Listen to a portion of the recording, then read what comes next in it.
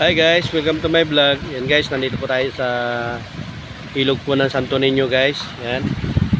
Tayo po ay naghugas kanina ng motor yan. Nakita ko na sa inyo guys. Guys. Ganda guys. Kahit po araw po ng Martes, dami pa rin naliligo. Kanina po tayo nakita. Yung sa bandang dulo guys. Yan guys. May mga cottage po dito guys. Sakaling madami kayong magkakasama, pwede kayo dito magluto-luto po ng mga dala-dala nyo. Sakaling may mga dala po kayong mga lutuin guys. Yan. May mga cottage po dito guys. Yan po yung ating motor guys. Oh. Tayo po ay naghugas ng motor kanina sa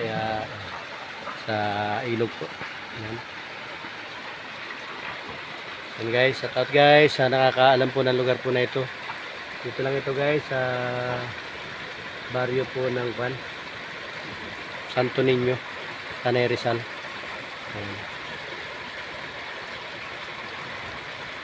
Tumatawid guys na pick up.